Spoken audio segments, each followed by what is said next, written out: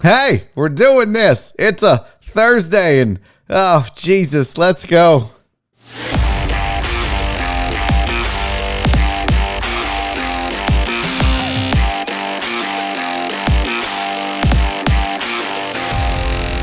Live from the BiffNet Studios World Headquarters in Spring, Texas, it's Barry on Deck, hosted by former ESPN Houston radio host and stand-up comedian Barry Laminack, starring Oliver the Cat, written by Barry Laminack, produced by Barry Laminack, directed by, you guessed it, Barry Laminack, featuring sports, entertainment, special guests, film sessions, and some drinking. Okay, a lot of drinking.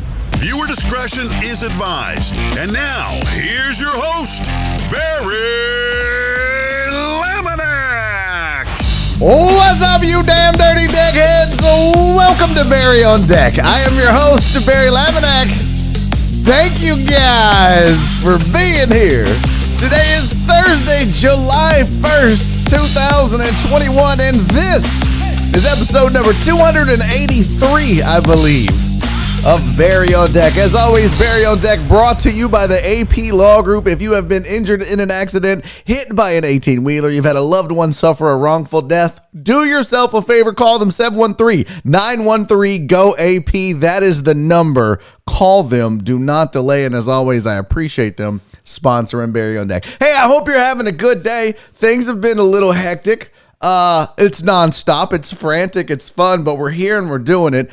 And you know I mean business when I'm rocking the Ghetto Boy shirt. What's this reflection I have going here? I got like a weird reflection.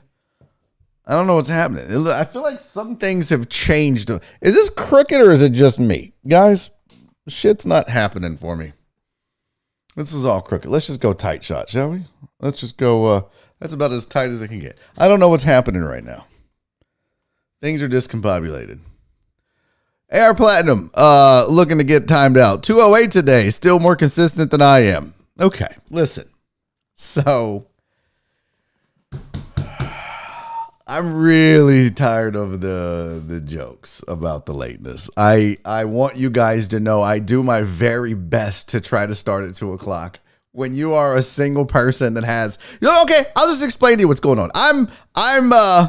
It's not centered, it's keystoned. I don't know what that means, Ray. You're being fancy pants on me. Listen, when you have to be the sales guy, when you have to be the marketing guy, when you have to be the, no, go fuck yourself, AR Platinum. You don't get to back that shit out now. Oh, it was a compliment saying you're late. This is 2 days in a row. Don't worry, chat. I'm not going to be pissed off. Just at AR Platinum. I want you guys to know I really do try to start this thing off on time. With the amount of shit that I have to do in a day. I've been up since 6:45. I'm not trying to get sympathy from you guys, but I'm just telling you, cut this guy doing all of this pretty much by himself a little bit of slack, please. With no sleep and a lot of work, this week is not the week. I want to be in a good mood, but I'm just not. But we are going to still do the show, and I promise you, not a repeat of yesterday, by the way. Just a little thing on yesterday. Nobody in particular was in trouble yesterday. It was the whole thing. So we're rolling on right now. I wasn't mad at any one person, so if you took yesterday's outburst of anger and emotion personal, don't, because it was all the whole thing. All right, so we're good. We move on. It's going to happen. But let's talk about the greatest decade in the history of the world, shall we? It's Shelby again. You guys just can't get on Shelby's level. A day here, a day there. Jeff Bell tried. I don't know why he put J-U in there. I don't know what that was. Maybe it was a first. I have no idea. But Shelby is the greatest decade in the history of the world, at least for the next 2 hours. And then after that, it's just back to regular ass Shelby. So is anybody else getting a lot of this, by the way? A lot of spam calls? My phone has been nonstop spam calls, and I don't understand why. Also, Shelby Triple Crown winner. I failed to mention that, but we have to. First in the chat, first super chat, first like. Shelby's killing the fucking game. Jeff Bell, it's your duty. It's your, I demand that you give her credit for her Triple Crown today. In the books, if you're still keeping them. If you're not, I totally understand. It's not a big deal. Who else is in the chat today? Let's see. I see CC is here. Chris Reyes, Mr. 1% is here. Keith Sager's in the building. What's up, dog? Matt Poche, Terrence J, Fidel Lamone. Who else is here? Aaron Little. My sweet Donna. How are you, Donna? Claire's. Hey, guys. What's up? Okay, people. No pissing off the host today. Yeah. Please, for the love of God, don't make him angry. What's up, Christy? How are you? Who else? Alan Denson is in the building. Aaron J. Bryant, number 6, deckhead number 2. Okay. Nick Kimbo, what's up, buddy? Rudolph Rodriguez, sanitize, wash hands, social distance. I love that message. Still love that message. G-Man, because look, we can always sanitize and wash hands, and social distance just means back the fuck up. Barry on deck in the Nugget Cabana today. That's what's up, Donna. That is what's up. That's what I'm talking about. Hello, Las Vegas. Donna, put me on speaker, and I'm just going to talk about people at the pool. Just put me on speaker, and then I'll just be like, I'll just talk about people. Just let me know when I'm on speaker, Donna. Okay. Steven, the weather guy, with a current conditions update. Current conditions at the BiffNet World Headquarters: 89 degrees, dew point 72 degrees, heat index 96 degrees, 70% chance Shelby is using spider tack on her mouse. That is outstanding, young man. Well done indeed. Who else is here? D-Mod is in the building. Justin Swinford is here. Jen, how are you, sweetie? Whoa, what's up, dog? Christopher Mina is here. Christy Spark. I was extremely late to the show yesterday. I rewatched it last night on the way home and didn't realize what happened. Oh, well, yeah. It gets weird sometimes. Robert Likes Beer is here. The king of the deckheads. The king is here.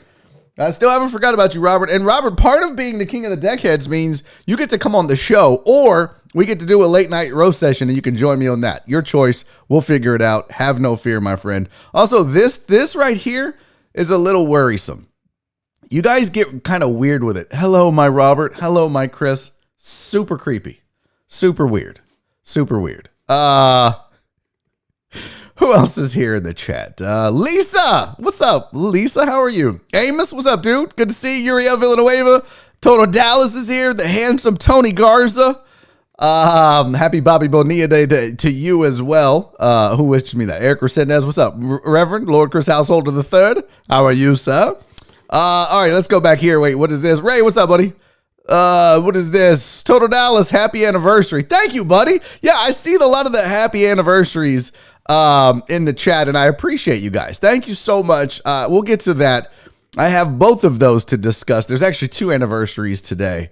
And thank you for the super chat, AR Platinum. You can still go fuck yourself. Justin Swinford, thank you for the $15 Lamb Bomb super chat. Happy anniversary to you and Nora. She's the real MVP. I mean, she really is, because she allows me to do this. If you don't know, Nora and I are celebrating our 1-year anniversary today. We got married in 2004 in Las Vegas. Donna, go by the Little White Wedding Chapel and just tell them, hey, Barry and Nora said hello. Here's what we did 17 years ago today. We were in Vegas. What's up, John? First time in the chat. That's dope, dude. Welcome to the show, man. Or the chat, at least. Good to have you, buddy. Thanks for being here. I was just telling the story about how me and my wife got married in a drive-thru like it was McDonald's. 17 years ago today in Vegas, we go to the Little White Wedding Chapel in a Ford Focus. I think it was a Focus. Yeah, it was a Ford Focus. And we pull up, and the ladies in the drive-thru was like, hey, what do you want? And sorry, I've got a slide I've got to do while I tell you all this story.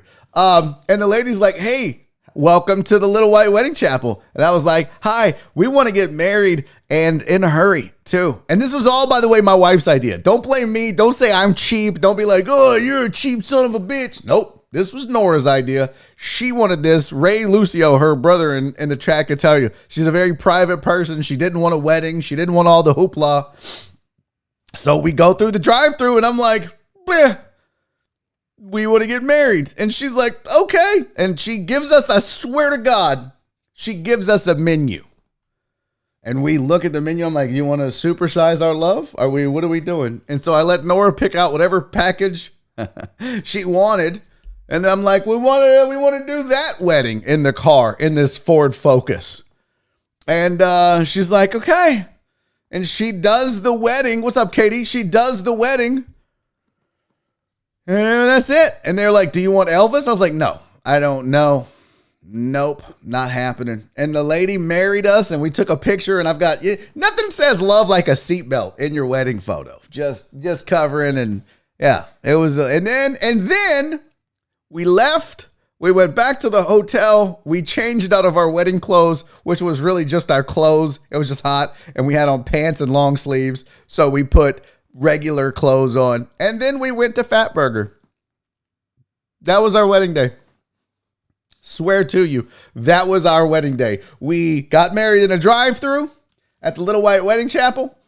We went to Fatburger, and I think we may have went to a show later, or we had something, but nothing crazy. But you don't understand. Like, that is the quintessential summary of what Nora and I are. It's not the pomp and circumstance. It's not it's really about us. It's about her and me, and the love, and all this other shit doesn't matter as much to us. And yeah, so we were on the honeymoon, Tony. We were legit on the honeymoon. So it was married in the drive-thru, eat some Fatburger, took in a show. End of story. And we were married. You got to remember, though, now this was 2004. We started dating in 1998. So we had already been together 6 years. It wasn't like this was like 3 months in. Let's elope and be romantic. We were already 6 years in. We already knew this was it. We were together forever. This was more of a formality. I mean, we knew no matter what the state or a certificate or anything said, we loved each other so much. We were soulmates, and this was going to be it for both of us. So the wedding was just more of the formality and an excuse to go to Vegas. That's what it was. So for me, I wanted to do something special this year because 17 years in, then they came home and told us. Oh, yeah, that's the other part. We didn't tell the family. We just went off and got married. And then we came back. We're like, oh, hey. Yeah, I was like, hey, by the way, Ray, you have a white dude in the family now. Congratulations. Yeah.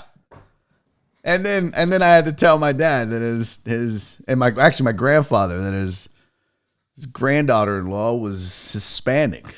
And that racist old white man, he didn't give a fuck. So your wait. So your wedding and wedding night lasted about the same amount of time.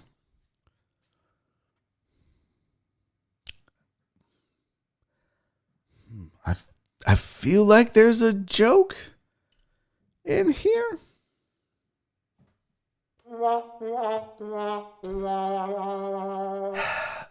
Actually, the wedding lasted way longer. Anyways, so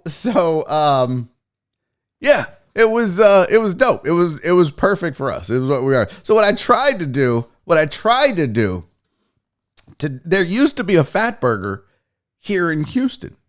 I think it was down south. It was like, I don't know where it was. So what I was going to do is right after this show at 4:01, I normally have 30, 45 minutes of post-show stuff I have to take care of. I was just going to bounce and go straight down to the Fatburger and buy us Fatburger for dinner and then drive it back up. But they're closed. So if anybody knows of a Fatburger around town that's open, that would be dope AF, but I'm pretty sure there's not. I'm pretty sure that it's closed. And don't mind me, by the way. I'm still just trying to do all of my during show or my pre-show stuff that I try to get done, like tweeting that the show is live. I'm live. People don't even know that yet. I'm live talking about stuff live. You guys are just letting me. You guys are, oh no, that's a Hooters picture. Oh, we got to talk about that. Okay. Boy, my computer's acting crazy. Barry, replicate the meal from home. That is not a bad idea, Clarence. See, I haven't tweeted yet.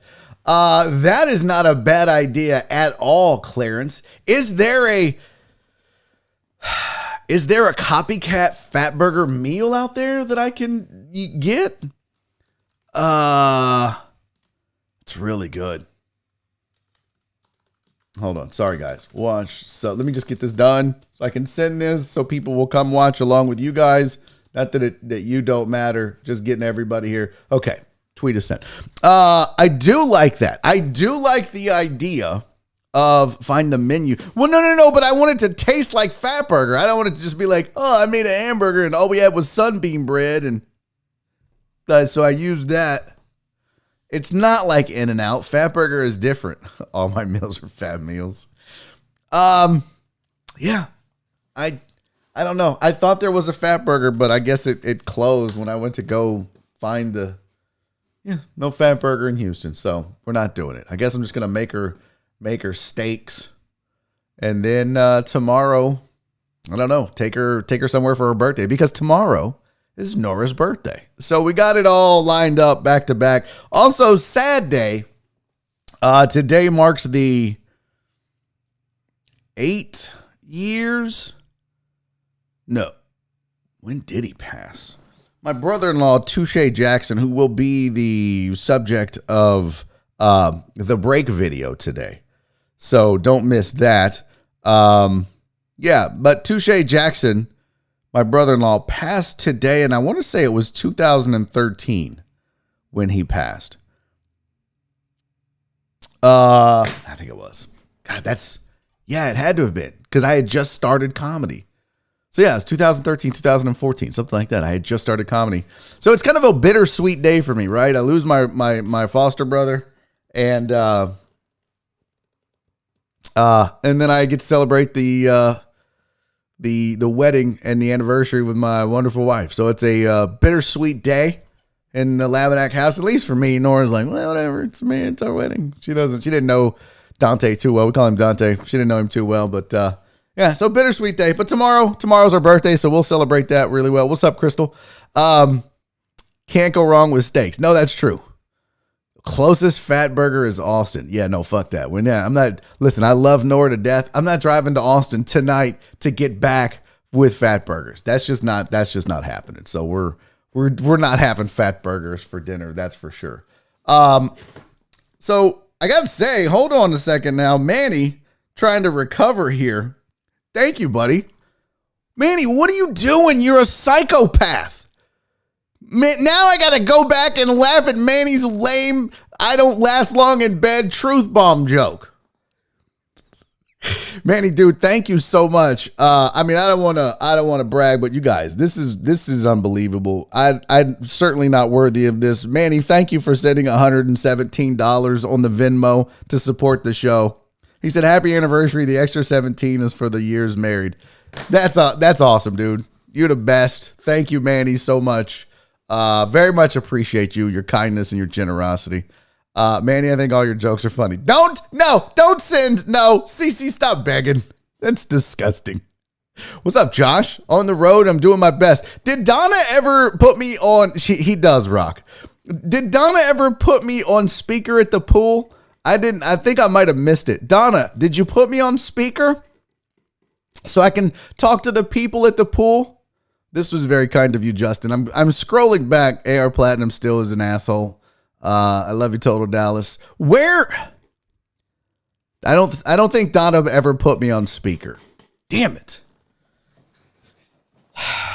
Who games the drug game? Who what? I don't know what that. I don't know. Who sames the drug game is down?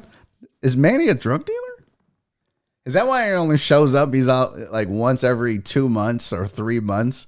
Manny's gone for like several months, and then he comes back and he's like, hey, what's up, guys? I was all sunburned from being out in the desert. Josh, thank you so much, homie. Thank you very, very much for your super chat and your generosity. He said, happy anniversary, bro. Good to see you smiling again. Yeah, yesterday was a little rough. And you know, I appreciate that. And I think I overreacted and took out my frustration and issues out on the chat, and you guys certainly didn't deserve that. Some of you didn't. Some of you do. Some of you did. You know who you are, Walt. argue with me about CP3. Let's get the sports started. Let's do this. Amber Alert. Shelby, are you okay? No, there's no Amber Alert. G-Man said later this month is going to be mine and G-Girl's 35th anniversary, man.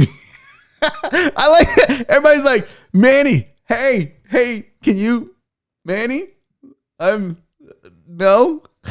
We love you too, buddy. I love the whole crew and have no problem supporting the show. Well, I appreciate that, dude. I wish we played more Call of Duty like we used to. That was, with all the stress and shit going on, though, playing Call of Duty with you guys. Manny actually taught me how to play Call of Duty. So the reason I'm so good is Manny. Okay.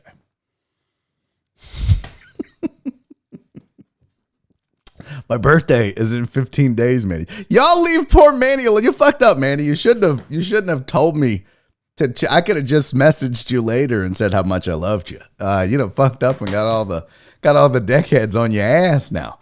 All right, so there's kids around at the pool. Well, that sucks. Hey, man, I'm lactose intolerant. I think you might have actually I think you meant to text that to somebody, didn't you, Christy? This got weird. I got the same thing, Tony. What is that? What is happening? I'll send everyone $1. Right? Man, he's gonna be like, you know what? I'm going. I'm not coming back. You guys are too fucking weird. What do I always say? What do I always say? Don't make it weird. Please, for the love of God, don't make it weird. I learned to tie my shoes again, Manny. Are you guys trying to come up with reasons that Manny should send you money? Hey, Manny, I got on pants. Hey, Manny, I just made a 100 on my paper for this summer course I'm taking. Aaron, what are you, 9? The fuck are you doing? Oh, an Amber Alert came through. I was wondering what the fuck. I turned those off. I don't give a fuck. I mean, I love kids, but what are the odds I'm going to see them? I never leave the house. I like that all you guys are here. I like that all you guys are just like, please, Manny. I learned Shelby's missing. Now Shelby's trying to claim that she's missing. Oh, this is good shit. I needed this cheer after the way this show started. I didn't even explain what happened, but without going into detail, you know what really sucks is I like D-Mata's all up in Manny's pocket. It's only like $50 if you send us each $1. It's like, fuck you guys. Who else needs lunch? Manny, you guys leave Manny alone. Pull up your pants, take off the bra, and be a man. I don't know why I had that. Hey, Manny, my vote is yours to become the only BOD mod. You know what? It's a good idea. I should just make Manny El Chapo. I should just make Manny a mod. The once a quarter moderator that just shows up randomly. Let him time all you bitches out. He's earned it. All right, let's do some sports. Let's quit fucking around. Where did my headlines go? God bless America. Here's your sports headlines for the day. Rumors are that the Bills could be close to finalizing a trade for Zach Ertz. Them's the rumors. We'll see if they comes true, but they could use some help. And I tell you what, if the Bills get better, that's a scary thing for everybody else. Bills are close. Bills are close, folks. Betting odds have Tom Brady retiring sometime after the 2022 season starts. You guys buying that? I really feel like once Tommy Boy gets into the season, he's sticking around. I was trying to find the odds on that. Here you go. So the odds before the end of the 2021 season are plus 1,600. Before the start of the 2022 season are plus 155. And then after the start of the 2022 season is minus 190. So those are your betting odds. The most likely is after the start of the 2022 season, which doesn't necessarily mean that doesn't mean in season. I mean, I think we need to clarify. That doesn't mean he retires in season. What they're saying is he probably plays at least through 2022. And then after that, or at least through 2021 and the beginning of 2022. And then once the 2022 season starts, then he's in it. Possibly to retire. Your headline probably got pushed back by Patrick Bitch Beverley. Yeah, we're going to talk about that. We're going to talk about that for sure. Crystal said, well, I need to start adopting my kids for the summer. I'm going to be broke by September at this rate. Damn. No. I don't want. Is that why there was an Amber Alert? Are you just slowly eluding your kids? You guys are crazy. You guys are crazy. All right. So there's a couple of your headlines. The rest of them, the Suns were tied with the Rockets for title odds on opening day of the season. Think about that, Rocket fan. At the beginning of the season, the Rockets had James Harden on their team. This is June 30th is when the tweet came out. Hoops Hype took a screenshot of it. The Rockets were plus 4,000 to win a title. I think everybody knew James wanted out and he was going to be out, but he wasn't playing well, but he was still on the squad. Even though he was here, their title hopes. Plus 4,000 were the odds the Rockets would win a championship. Plus 4,000 the Suns would win. In fact, let me just see if I can grab this photo. This is pretty interesting. Let's dissect and discuss, shall we? There you go. Pretty interesting.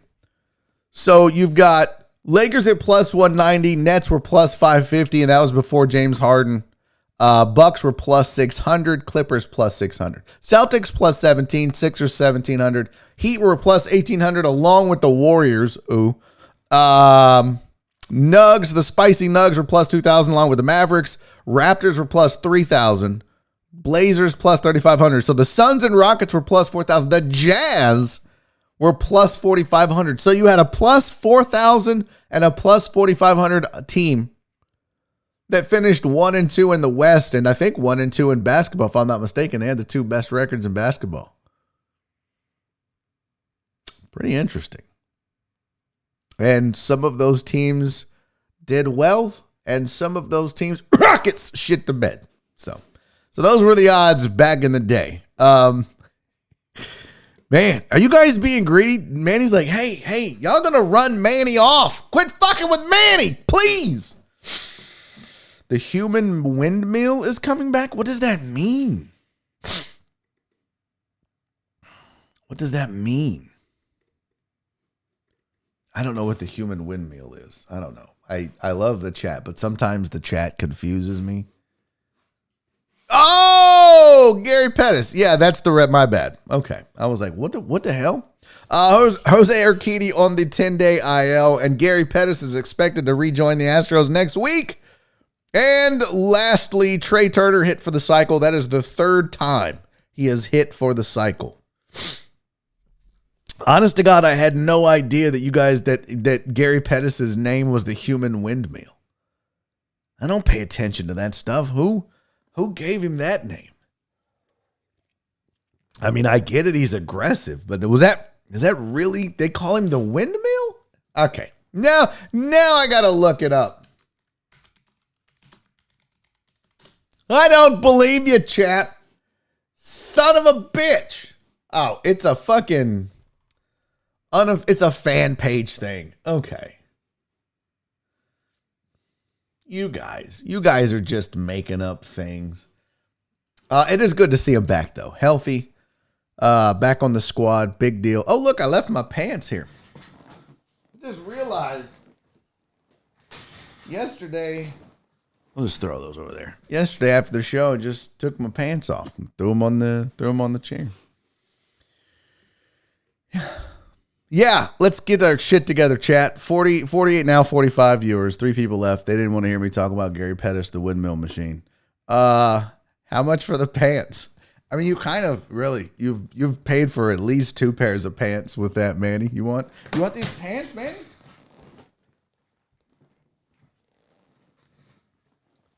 I don't know. Are you a big acid washed pants? Why am I auctioning off my pants? These are next level flex. I feel like this just turned into like a fucking The fuck off my microphone. This is turning into like what's it called? The Home Shopping Network. There you go. These are next level flex American Eagle pants. These are size 31, 32.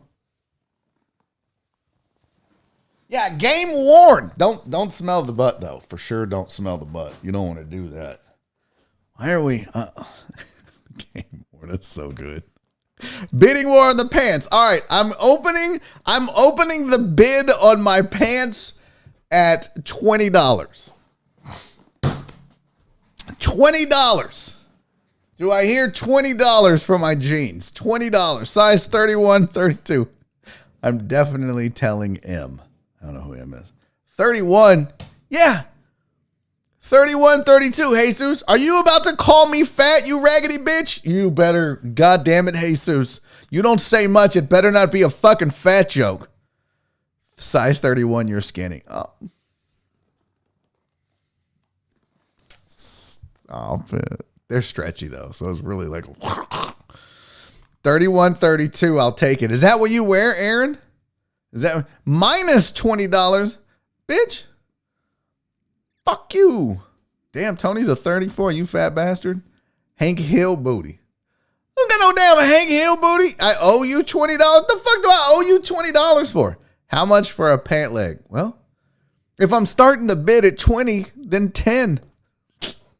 Actually, no, because that would be like a third. I don't know. If they're skinny jeans, then trash them. Total Dallas, everything you wear is skinny jeans because you're fucking skinny, bro. Have you seen your legs? Your legs, you look like, you know how when you buy a popsicle and it's got the two popsicles and then it's got the two sticks? That's what you look like. You look like a light-skinned popsicle. Turn them into shorts. No. 36, the weather guy. Wow. Good to know you were watching me yesterday without pants. I am definitely telling him. No, I still had pants on at that time, I think. I'm not sure. I don't know. I'm not making jorts. If you sell the pant legs, I'll take the Daisy Dukes at the end. Okay. It'd be Daisy Dukes. As long as the first number is smaller. That's true. It's true. You never want to be like a 3630. You always want to be like, that's a great point, Total Dallas. Well done indeed, my friend. All right, let's get back to the sports. We've lost everybody that showed up for sports. I don't even want to talk about this. I want to talk about the game last night. We're getting silly. Let's get back to sports. All right.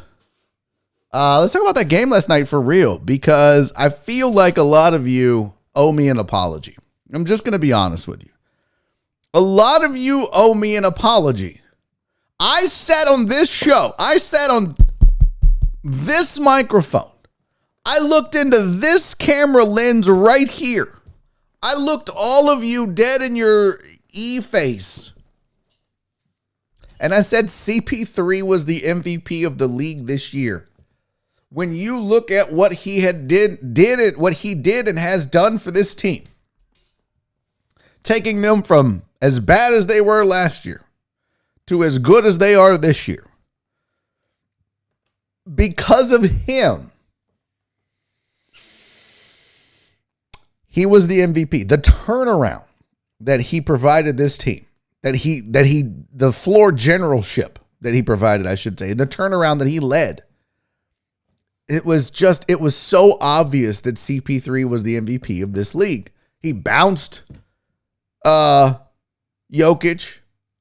You know, he got rid of the Clippers. I mean, this team was not good.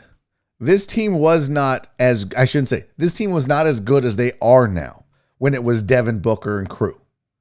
It took CP3 to make this team as good as they are. That is value. And I get it. Guys like Chris Davis and Walt aren't going to back down. I get it. That's fine. Stick to your guns, because I'm sticking to mine. Because you know what? The guy that I said was the best player in the league as far as value this year is going to the finals. And the guys that you touted that were better than him and scoffed at me are not. Unless it's maybe Giannis, or it's definitely not Trae Young. So you can save all that bullshit. Because CP3 should have been the MVP this year. Period. End of story. Don't want to hear it. I don't care about your arguments. This argument is doesn't mean shit to me. Devin Booker was more valuable and they added way more than CP3. Don't give a shit. Don't give a shit. You're wrong. You're wrong. Everybody's wrong. I'm right. I'm the smartest person ever. Ever. CP3 was the MVP. Period.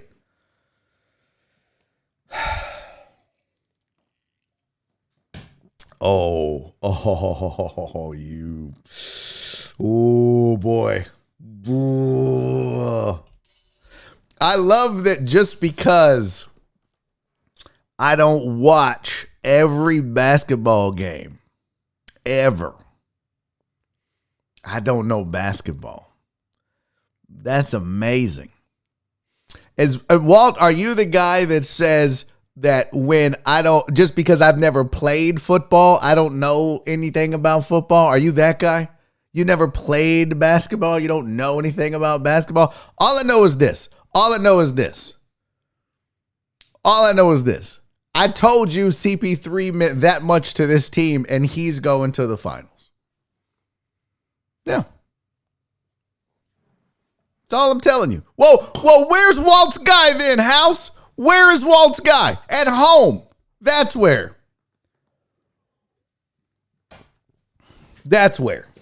Fucking ridiculous.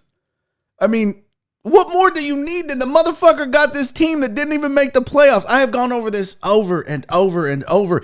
The fucking Nuggets were the same Nuggets they were last year. The same goddamn Nuggets with the same goddamn results. The same fucking results. That man did not deserve the MVP. It was the same fucking team. Wow. That's just...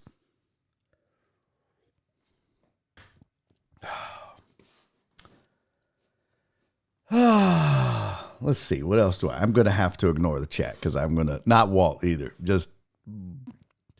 let's see. By the way, right before we came on, they said that Giannis is definitely out for game 5. And Trae Young and Clint Capella were questionable. So that's going to be interesting. I'm not sure. I guess Capella was injured in this play in particular. He did go down when Giannis went down. So I don't know exactly. But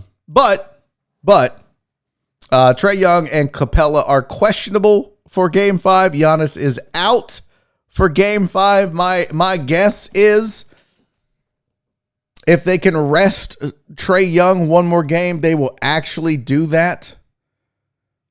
And yeah.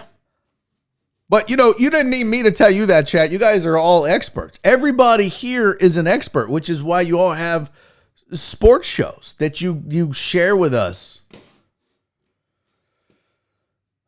We got to talk about Pat Beverley. What is Pat Beverley doing? I used to be a big fan of Pat Beverley. I used to be a big fan of his. Even when he left the Rockets, I was a big fan of Pat Beverley. Because Pat Bev is one of those guys that when he's on your team, you like him. And when he's not on your team, you fucking hate him. But I respected the fact that, self-made guy, not a lot of accolades. That whole all-star bullshit he did, no one gives a fuck about that. But Pat Bev made a name for himself just being a dog. Just being out there, being a dog. And he got in people's face and he didn't give a shit. And so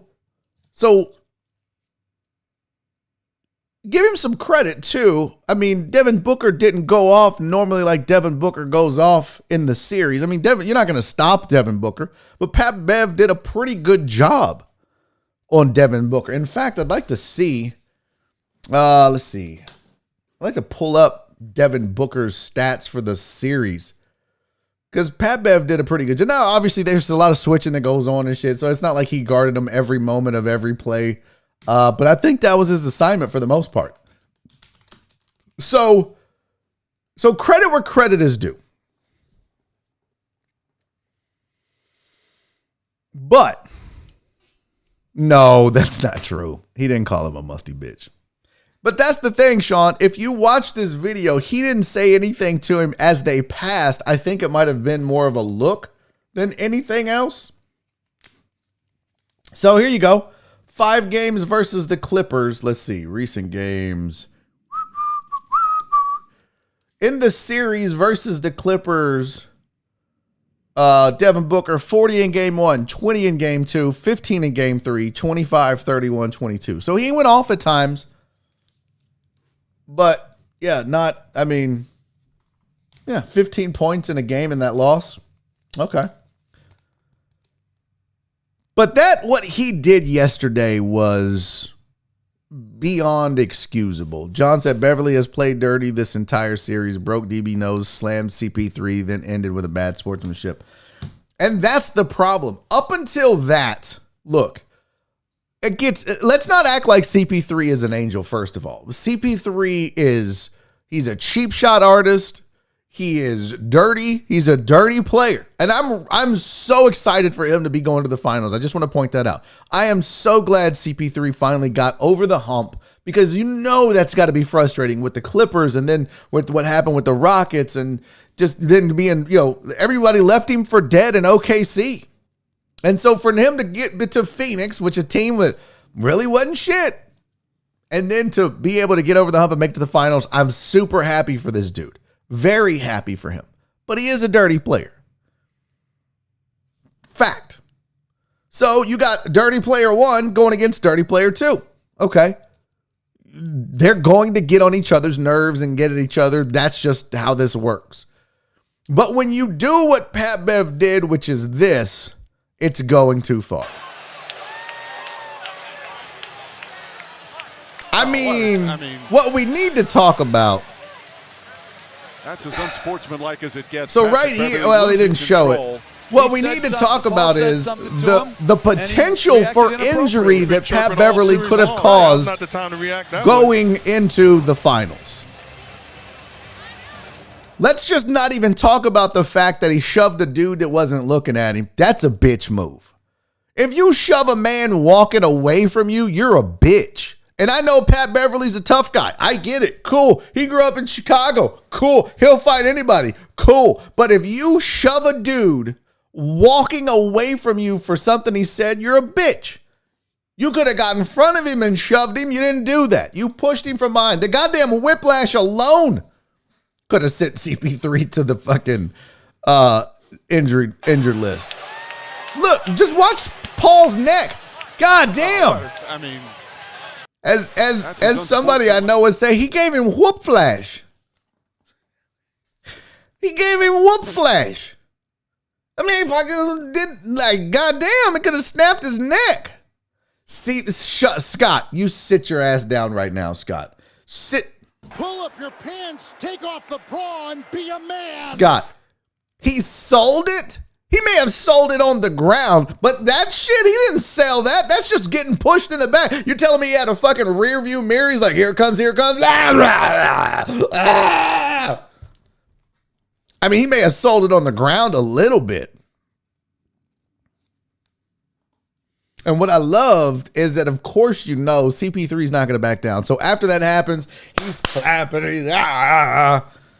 And then he starts woofing at the Clippers bench and at Ty Lue and at Boogie Cousins and the whole Clippers bench. He got the technical. And he wasn't going to back down. CP3 is not that guy. CP3 is just a different version of Pat Beverley. That's all that is. They're not going away. They're not going to back down. That you may win. They're going to lose more than they win, in fact. But that's not going to stop them from talking shit and playing dirty. And that's what they both do. But the difference is, look, what Pat Beverley did was a bitch move. That was some hoe ass shit. If we're all being honest, it was a hoe move. And I would love to tell you that once he did it, I was surprised, but I'm not. You can see that Pat Bev has always been on the edge of doing something like that. So the fact that he did it doesn't surprise me. It's just disappointing because now I don't want nothing to do with Pat Beverley. I used to like that dude. I used to like his chippiness. I used to like how he was dirty and got in people's faces and didn't give a shit and tried to get you out of your game and get technical fouls and get you to try to fight him. All that. Loved it. Even when it was against the Rockets. Loved it. Scrappy. I appreciated that he did it for the Rockets, and I appreciate that he continued to do it in the NBA. But he crossed a line. I'm no longer a fan. And now he's got, I mean, let's be honest. If Chris Paul would have been injured during that, there would have been hell to pay with the league and everybody else, because if you send the Suns team into the finals sans CP3 for any amount of games, that's an issue. That is a problem. Now, I mean, we can look at it on the ground. He may have been a little flippity floppity right there, grabbing the. I don't know what he grabbed and why he's. I don't know what happened there. But I tell you what. The other thing that surprises me is how calm, cool, and collected the Suns were. Because I know a lot of people would have wanted to go at Pat Beverley and fight that dude. But then you get kicked out. You get suspended, and now in the finals, you can't play. So let's just all take a second and appreciate. And hats off to the Suns players for not doing anything that could have gotten them kicked out. Good job to the Suns. They showed a lot of restraint. This is Jake from State Farm. Why did Ed Reed push Chris Paul? Stop it, Jake. Stop it, Jake. John said, I'm down for the physical play, but checking someone with the back turn is a bitch move. Totally. 100% bitch move. Every single time. Well, it said, Clarence, the Suns have another series to play. Patrick Beverley was trying to ruin their run because they ruined his. Yeah. That's what he was trying to do. That was the thing I noticed in slow motion flip, but I think what he thought was maybe he's going over just to say something. I don't think he thought what was about to happen was about to happen. Does that make sense? Like he's probably watching him going, oh, what's Pat Bev coming into our huddle for? That's, oh my God, he just murdered Chris Paul. What happened? Yeah, I don't think that he happened. I knew that, but you see it. He's like, all right, good job, and then, hey, somebody call 911. Oh Lord, need the ambulance. Oh, he did. Like as it gets, and then that happened. Really losing control. He did. Somebody called 911. Let's see, what is this? Well, CP3 is a little bottom heavy. He did sell it a little. Stop it. Stop this, Amos.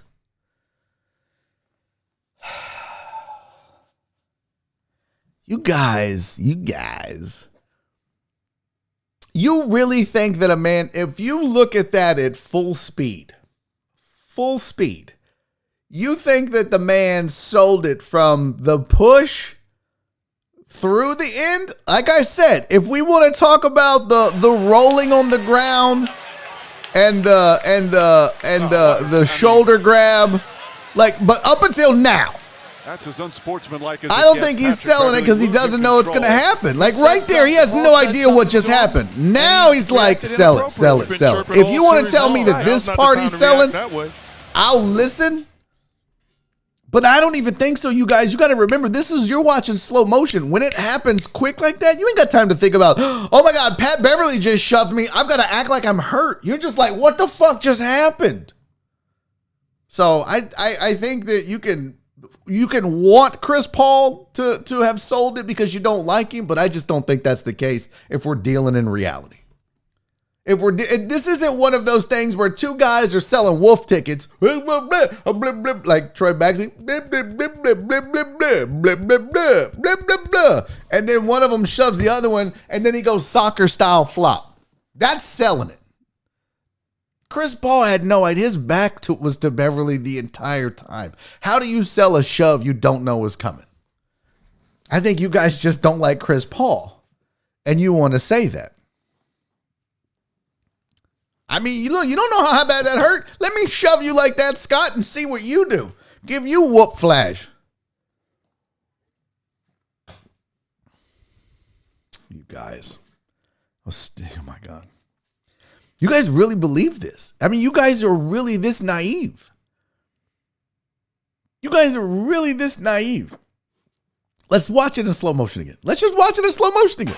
Let's see the flop. Let's get past this. Let's go right here. Let's see. So there's the shove. Now he still doesn't know what the fuck is happening. I mean, we're talking 1 second in slow motion. Do you understand how much that is in real life? So there's the shove. So this occurs, by the way, the shove right now, it says 12 seconds on the video feed. So by the time we get to 16 seconds. So you're telling me reacted inappropriately. In 4 seconds, Chris Paul is able to process, I've been shoved. It was probably Patrick Beverley. He's been chirping. I've been chirping. We're both dirty. I'm on the ground. What the fuck? Just let me, I better sell this because it wasn't enough that he gave me whoop flash and pushed me to the ground and possibly into somebody's knee. Come on, y'all. Y'all can't be this silly. You cannot be this silly. 4 seconds. 4 seconds.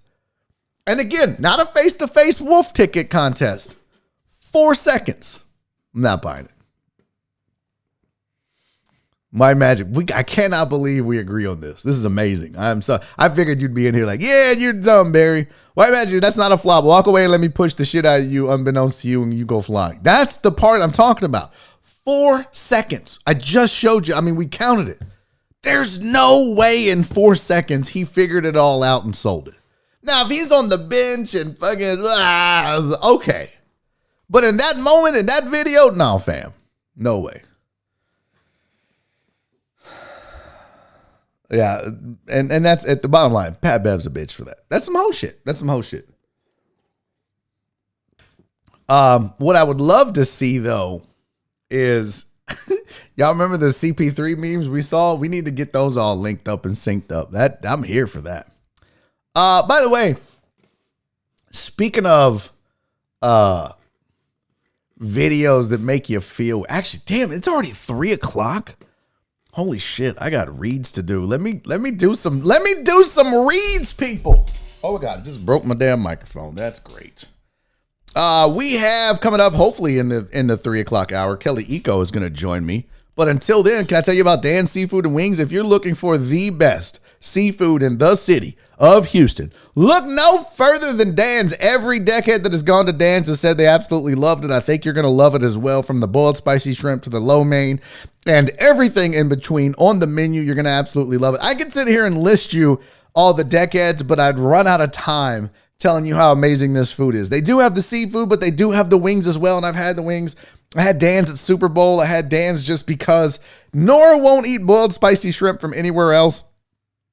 So it is a must if you're a seafood lover to get over to Dan's. 2 locations to serve you, one on the southwest side on South Gessner, one on the northeast side on Uvalde. Go to eatatdans.com. That's the website. You can see the menu. You can see the locations, the times, and everything else.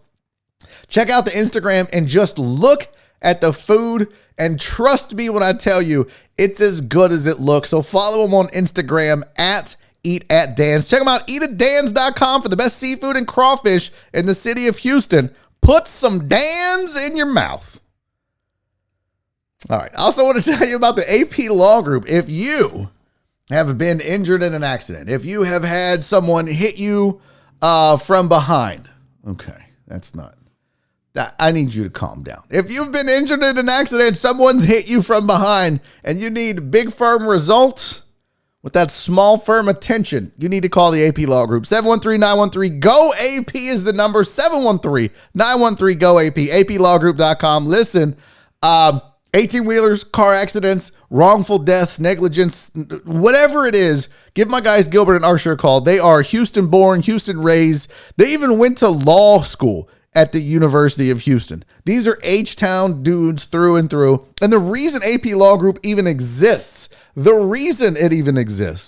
is because Gilbert worked for an insurance company, got tired of seeing people getting screwed. He got tired of it. He was like, I want to do something about this. So they started the AP Law Group. So they're going to take care of you. You may not know if you have a case or a settlement, is whatever. Call them. 713-913-GO-AP. 713-913-GO-AP. You call them. They're going to tell you exactly what's going on, whether you have a case or not. And you can even get paid in Bitcoin. How cool is that? So give them a call, 713-913-GO-AP. And by the way, if you log on to the website, you can talk. When you call, when you log on, when you reach out, the reason they say big firm attention is because you're going to be talking to a lawyer, not an assistant or anything like that. So you get that big firm results, you get that small firm attention. It's all right there for you. 713-913-GO-AP. It's the AP Law Group. Okay. 303. Let's get a quick break in. I've got a break video for you. Hopefully Kelly Eco is going to join me to talk all things NBA. We'll talk flops and Rockets and everything else. And we've got more to discuss for sure. So let's pop to a quick break. When we come back, we're going to get back into the sports talk and a whole lot more. Don't go anywhere. A lot of you guys bail out on the break. Don't do that. I got a funny clip from my dead brother-in-law. I'm trying to guilt you into staying. So stay through his clip. It's funny. Enjoy the break. I will see you in 5 minutes. I'm your host, Barry Laminack. This is Barry on Deck. We're back in 5 minutes. Don't go anywhere, you raggedy bitch.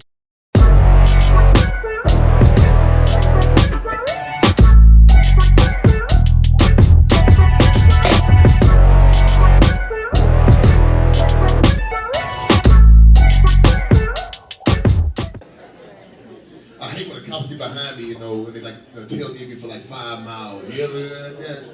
They tailgate you and stuff. You're like, what you gonna do? Like, what are you gonna do? You gonna put me on what? What you gonna do? Shit? What's the choice in life? Why you following me in the first place? He didn't put his lights on, like, oh my God, I just boo-booed on myself. And then he turn around, he go around you like this. And this is a security guard. That's some bullshit, man. Blood pressure all up. I hate that, man. Cops make me nervous, man. Make me nervous. That's why I like line dancing. Because I know where line dancing came from, right? Suspects. Think about it. 2 steps to the right, 1 step to the left. Now turn. Okay, everybody leaving. Black man, you need a lawyer. But the suspect was Asian, baby. You'll do.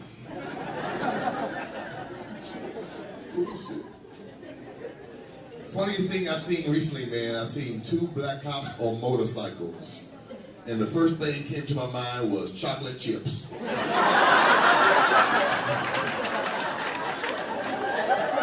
that's some funny shit there. That gets my ass. And the music in my head was like, pull your black ass over. You're going to jail, bitch. You're going to jail. Tase him, tase him. I'm sorry, I had a little flashback.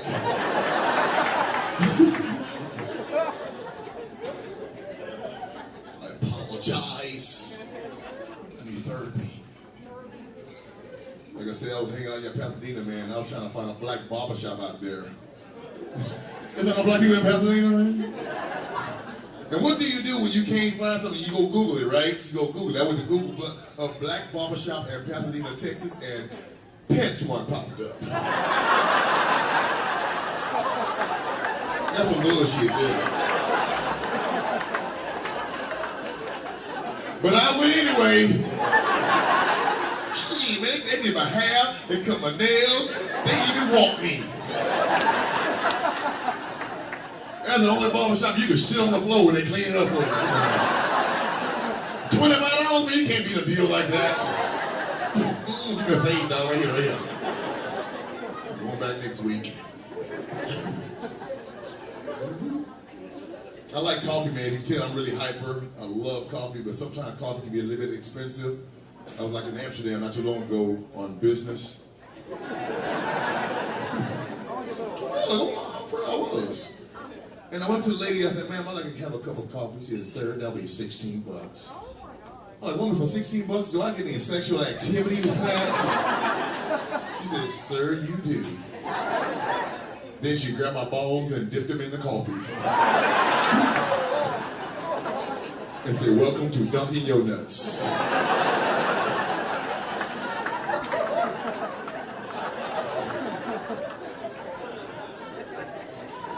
And I came a latte.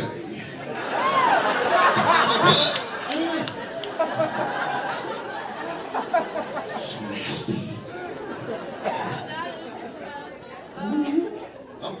I'm really glad to be making some money this weekend, really. I'm really glad because I'm tired of going to the pawn shop visiting my shit.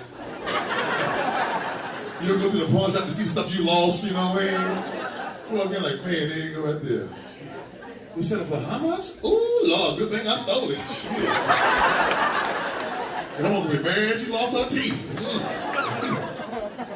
Shit, man, I'm broke, man. Shit, I had to get rid of my cable and got indirect TV.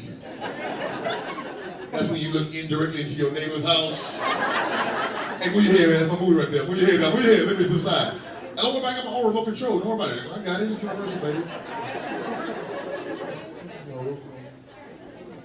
My credit messed up, man. My credit's so bad, I gotta get 10 references and a cosigner just to pay cash. I pray to God every day somebody steal my identity. They'll give it back. Man, you don't qualify for shit, dog. I'm trying to get a prepaid credit card. They turned me down.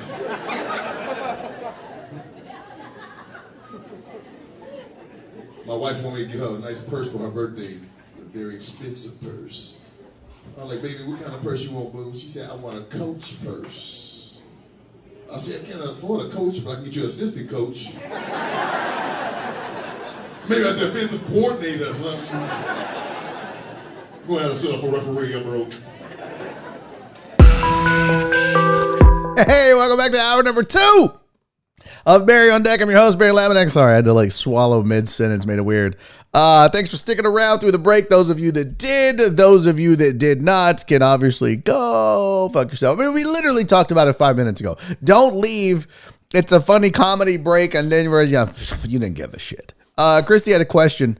By the way, I saw an AMA about Jinkos, and I ignored it. So I didn't open the floor for AMAAAs. Okay? Thank you guys. Yeah, that was my foster brother, Dante Touche Jackson, passed away 2013. Today, what's that, 8 years ago? Excuse me. Yeah, passed away 8 years ago today. And since I'm on air, I figured I'd honor him and the moment. So thank you for watching and thank you for the kind words about him. Look, Christy said, I just purchased a Sports Riot shirt. Will you twerk for me, please?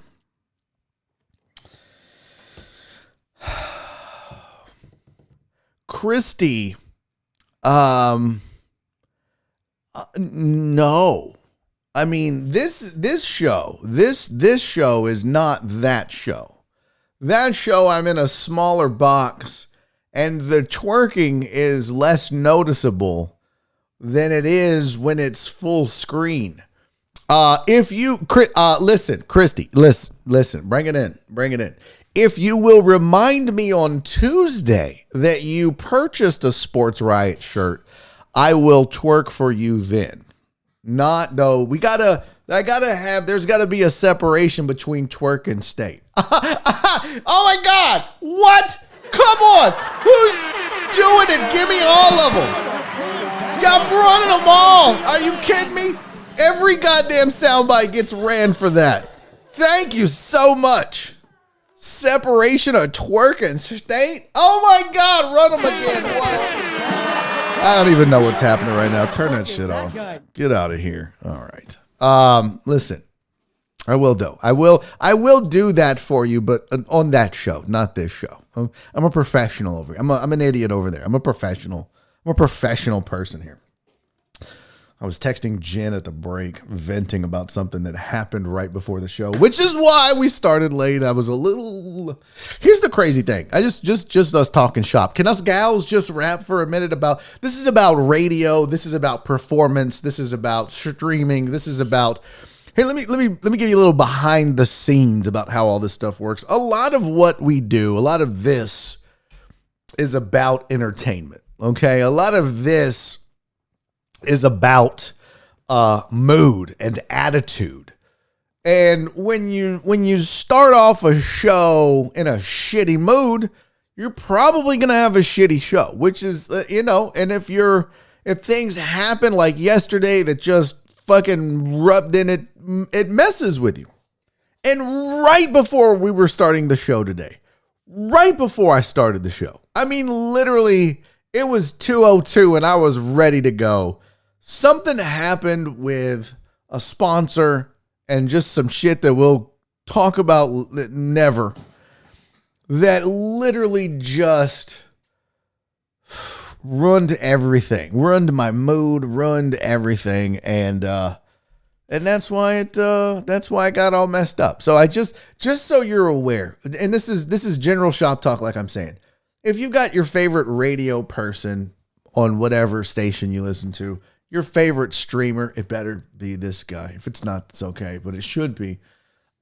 Just keep in mind that the attitude and the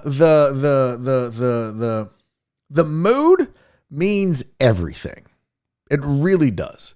What did Amos say? Whew, I thought Barry was about to cue up the doo-doo brown. Oh, no.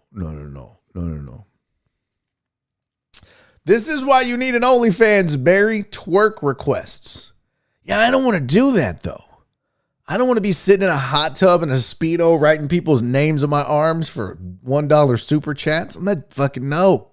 I mean, I'll sell my pants for $20. But I'm not getting in it. No. What is this, Donna? I see how it is with the Decades. What did I miss? I mean, I saw Donna talking about she gave up. The heat was too much. I did see that. He wouldn't even twerk for me or the Decades. What? When? What are you talking about?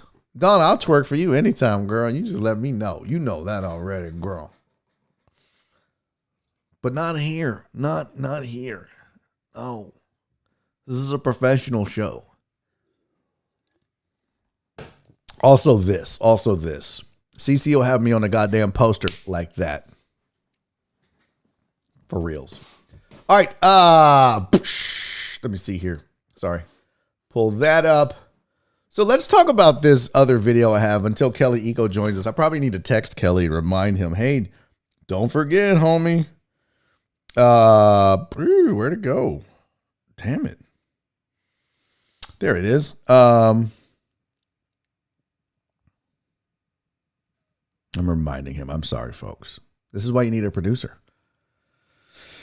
One day I'll be able to afford a producer. All right. So this video of Steve Ballmer, I don't know what the fuck he was doing. Did anyone else see this video of Steve? You ever heard that joke where like three dudes are in bed? And I don't remember the exact damn it, Kelly. I don't remember the exact way that this joke goes, but it's a street joke.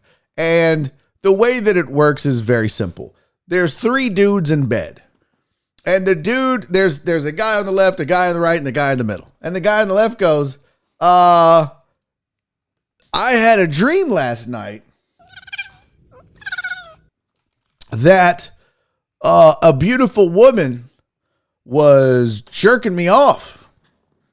That's the guy on the left. The guy on the right was like, dude, that's crazy.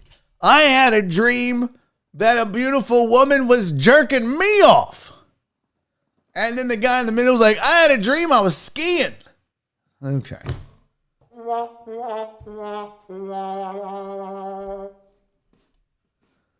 So I told you that to show you this. Steve Ballmer out here skiing. What the actual fuck, Steve? What are you doing? Like, let me move me out of the way. Why is Steve Ballmer I almost need to just, how do you shrink this window down? I'm going to put this crotch cam. What the fuck is Steve Ballmer, a billionaire, a rich man? Why is this dude doing what he's doing? I don't understand this. By the way, you can tell he slapped the dude in the dick twice, and the dude's like, "Stop! Would you fuck? You just hit my dick, Steve. What? Stop it!" He's like, "Oh my god, I'm so excited. We're going skiing. I'm skiing." This is creepy as fuck. Amos said, "Where's HR?" Walton, I saw that, was like, they absolutely need to lose. Bro, I don't know what the fuck this is. Oh, yeah, he's trying to grab him by the pussy flip. Although I'm not going to comment because I'm not too sure, to be honest with you. I don't know. All I know is Steve Ballmer really made that weird. Like, really, like, he's looking where he's look, he's not just like randomly, "Oh, if I grabbed some dick, it was an accident." Like, he's dick. Where's the dick? Give me the dick. That's what I feel like. Give me the dick. Digging dick. I feel like you could pair this up. You could probably pair this up with that Howard Dean. "We're going to go to Washington. We're going to go to New Orleans. We're going to go to Wisconsin." Yeah! This is like the dick grab representation of that. House. In his defense, high fives are played out. Yeah, now we're fucking highballing it. That's what we're doing. Hey, slap me some foreskin. No, that's not what we're doing here. He did move up, Aaron. That's my point. Like, he tried to pinch it. Look, right there. Look, just focus. Look, look at my face right now. Look at my face. Now just focus on this area of the screen.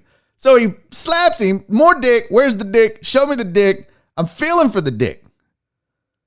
This is assault, is what this is. This is assault. He doing some thigh fives. Oh, yes, Jessica. Jess with the thigh five. That is outstanding. All I know is I need the seat next to this guy. Hey, how was the game? I don't know, but I got a hand job from Steve Ballmer. So what the fuck does it matter? That's just so weird. Kelly's like, "Do I join now?" Yes. Let's let Kelly Eco join with a video of Steve Ballmer grabbing somebody by the Ballmer.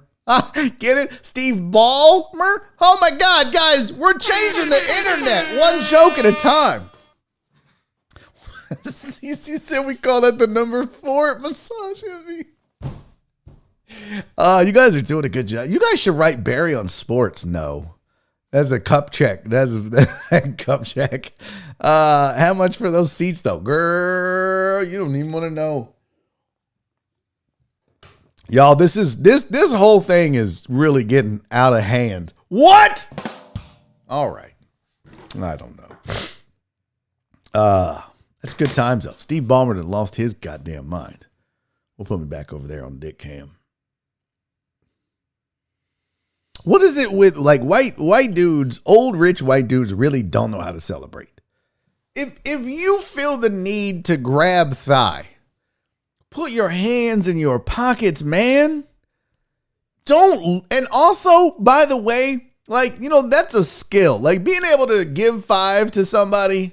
This is like being able to do that without looking at it. That's the skill. Therein lies the skill of a good dap, high five, whatever. Like you just need to do it without looking at it. What's up? Okay. You got to make eye contact with the person. You don't look at the 5, right? You don't look at the 5. If you look at the 5, then everybody's like, okay, look at this white boy.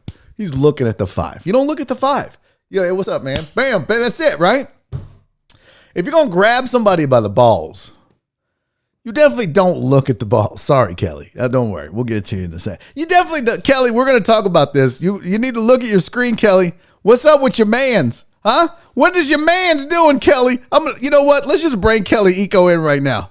Kelly Eco joining us right now, as he always does, on Barry on Deck to discuss why on earth, Kelly, what happened here? You got a picture. Why on earth is this man Steve Bauer grabbing people's thigh meat, bro? What happened here? You're muted. You're muted, Kelly. There you go. Can you hear me? Yes. Can you hear me? I can hear you. Oh, he's going to call back. This is so great.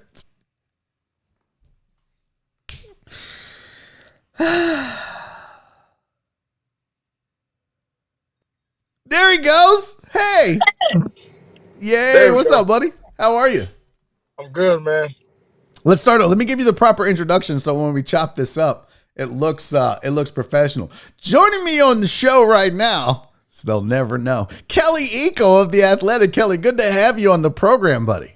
What's good, bro? How's it going, bro? I'm good, dude. So, I dare I ask about the juiciness of earlier? Can you divulge?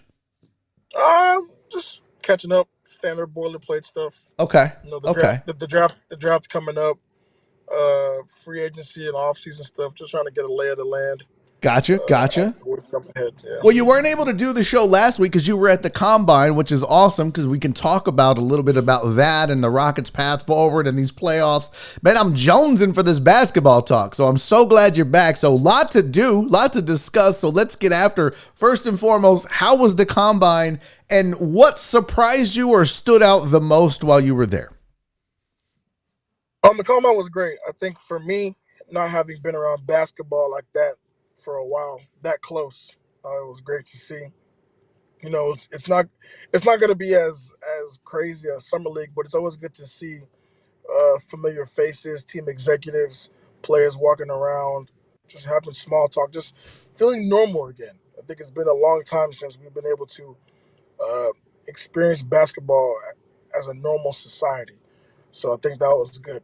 From what surprised me, I wouldn't say surprised, but I would expect more of the lottery guys to do more stuff at the combine. I know it's become tradition now because no one wants to get hurt, no one wants to possibly play bad and lower their stock. But you know, if you're coming out to Chicago, if you're going to make the trip, don't just come out there and just be wearing stuff I'm wearing. Like it doesn't do any good. Like people want to see you do the vertical jumps, the leaps, the shuttle drills, the cone drills, the shooting drills. It can help. You Yep. never know. You never know what can happen. And if you're worried about your stock by playing bad, that means you might. That's a whole other issue. So I think from that perspective, it was a good week it was a good to be out there in Chicago, seeing the different guys, talking to the league execs, talking to scouts, talking to analysts, and just seeing the next group of people coming into the NBA. So, a lot of talk about what the Rockets do with that second pick in the draft. So this is going to be a two-part question, okay? Because I want honesty, because a lot of times guys will try to guess so that they look right, and that's not what I want. What I want to know is, with this number 2 in the pick in the draft, if they don't trade it, if they do use it, okay, which that could be, I guess, a third question. Do you think they trade it? But we'll get to that in a second. But with this second pick in the draft, one, what would you like to see them do with the pick? But two, what do you think they're going to do with the pick? So what I would like them to do, or what I would do if I was in their position, I would go Jalen Green. I think whenever you are faced with a potential good big, as good as Evan Mobley is, and a potential star guard, explosive guard, I'm always going to go guard. What we're seeing in these playoffs, we're seeing, explosive guards, good guards impact the game. Chris Paul, Devin Booker, Trae Young, even go back to Donovan Mitchell. Those guys, those types. You want to have those guys on your roster. The Rockets are in a position right now where, if they're building for the future, which they are, you have Kevin Porter Jr. You don't know the future of John Wall and Eric Gordon. You need to secure that backcourt for the future. I think Jalen Green is an excellent choice for that backcourt. He fits with what they want to do. He's a scorer, slasher, can handle the ball, he can shoot it, and he's unselfish. I think if you're building a culture and building a brand as a team, a young team, you want guys that are bought in. They buy into the mantra, to the team concept, and put the team first. Now, what do I think they'll do? I think they'll go green. I mean, Evan Mobley is a good choice, and this is not something where you're putting up one prospect and putting down the other. Evan Mobley is a great young player, but I just think the Rockets already tried playing two bigs together. Kelly Olynyk and Christian Wood. Now, Evan Mobley is much more versatile than Kelly Olynyk, and he can do more defensively. But the way the game is going, I think you do need that explosive guard. And if you think, you know, Jalen Green can be that guy in 3 to 4 or 5 years, and you have the chance to get him, take him. I mean, worst comes to worst, you can always adjust. And if you want to get another big, you could adjust. But I think as teams, and the Rockets also, they are thinking about the prospect of playing small and mixing it up during the season. So for that perspective, you need to get an explosive guard. So I think Jalen Green is the answer, number 2.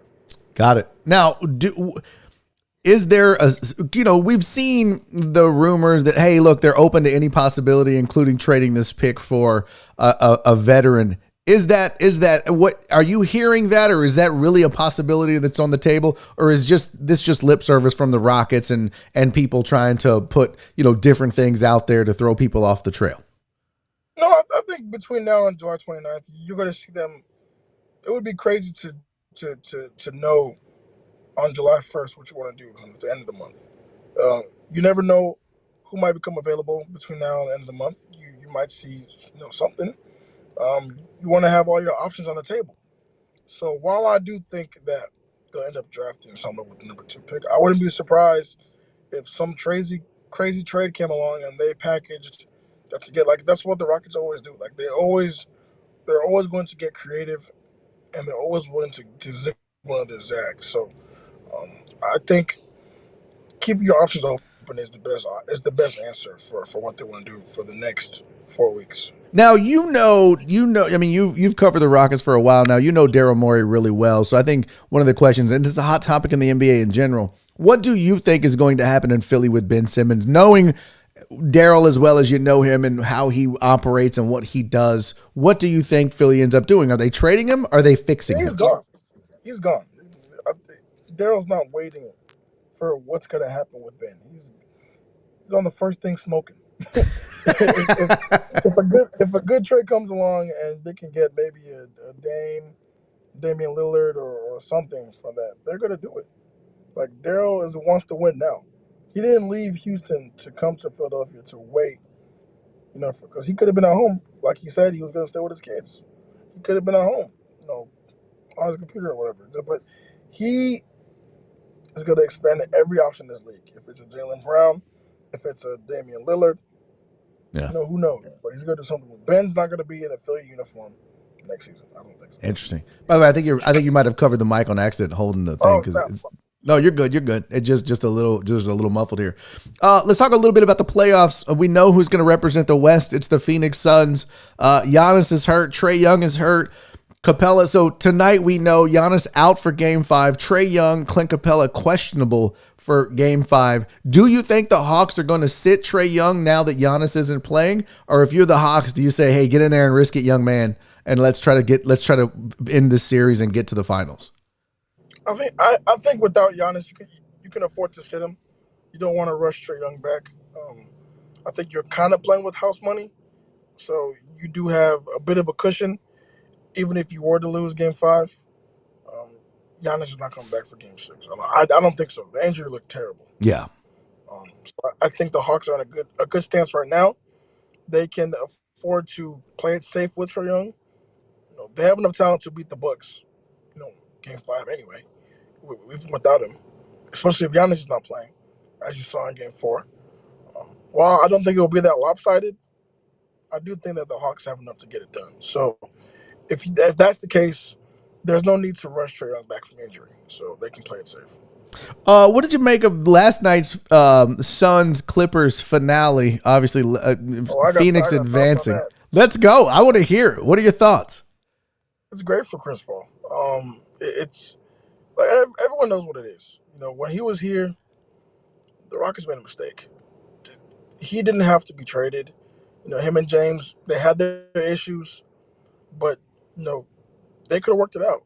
But they went in that direction. They sided with James and they put the chips in his basket and they sent Chris Packett. Now you're seeing, it's kind of poetic justice. Because remember, Chris said the day he got traded, he wrote, can't give up now on his shoes, and that was his mantra for the next 2 years. And everyone thought Chris was done. People thought it was the worst contract in the league. They thought that he was going to finish his career in OKC, just being one of those highly paid veterans not playing and gets a buyout or whatever. It could have gone very differently. But credit to him, credit to the Suns, credit to Monty Williams for what he's gone through, credit to James Jones for what he's been able to build over the last 4 or 5 years. It's pretty organic. They built through the draft, developed their young talent, and then they sprinkled in, Chris Paul and end up in the finals. That's a brilliant. Now, granted, it took timing, injuries, whatever, but every year has that. So I don't want to hear it like the bubble had that, the year the Warriors when it had that, like the year the Cavs when it had that. Like no team is ever going to go through unscathed. So you have to be the most prepared, and Phoenix has been the best prepared team all year, as you've seen. So I know Rockets fans probably feel good for him. I'm super excited for the guy. When you see a guy struggle like that and it goes, you just feel like, man, he's just never going to get over the hump. To see a vet like that you saw struggle in New Orleans and in LA and then, here and then left for dead in OKC.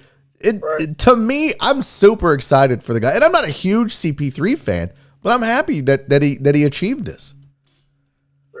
Like you can only be happy for a guy like that that's gone through all that 16 years in the league. All the doubters and people that had that cloud over his career because of not getting to a conference finals, not getting to an NBA finals, not having a championship, and now you're seeing that he's the real deal. So now, can he win a championship this year? Who knows? Like, if Giannis comes back and they end up playing Milwaukee in the finals, it's gonna be something good to see. Yeah. But I know a lot of Rockets fans they were hoping for Nets Suns finals. That would have been something good, but that's all good. Yeah. Well, what did you make of the Pat Bev push? I was just talking about this in my group chat today. Yeah. Like people were saying that Chris didn't say anything, and he didn't say anything. But go back and go look at what he did. Like he bumped him with his arm, and then he stared him down for a little bit. That's what Chris does. He's gonna agitate you. And Pat Bev is that guy. He's gonna snap. He was waiting for something like that to happen. Now the push was kind of, it was bush league. It was unnecessary. If you're gonna push him, square up. That was my point exactly. I don't care if you push a dude because you're frustrated. And let's be real. You saying that Chris Paul's gonna get in your kitchen and frustrate. That's Pat Beverley's game. He got beat in his own game, and he got mad that he got beat in his own game and literally beat in the game. And then he went and did some whole shit like that. And my point was, I don't care if you push Chris Paul, just do it face to face. Look him in the eyes and then shove that dude and see what happens. At least not that Pat Bev wouldn't, but it was just a terrible way to handle it. Now, my chat is going nuts. I don't know what your group chat was like when you talked about it, but my chat's over here. Everybody's saying that Chris Paul flopped. I don't believe that. He didn't have time. What do you think, Kelly? Did Chris Paul flop during the push heard around the world? No, he didn't know it was coming. And Bev is not a small dude. Like he's NBA small, but he's not a small dude. Yeah, like he's pretty strong. Yeah. So that was a push. I was amazed that nobody on the Suns retaliated, which would have gotten them suspended for at least game one of the finals. So you got to say, there's no point. There's no point. It was a one. Everyone knows what it is. Anytime it comes to Pat Bev and CP.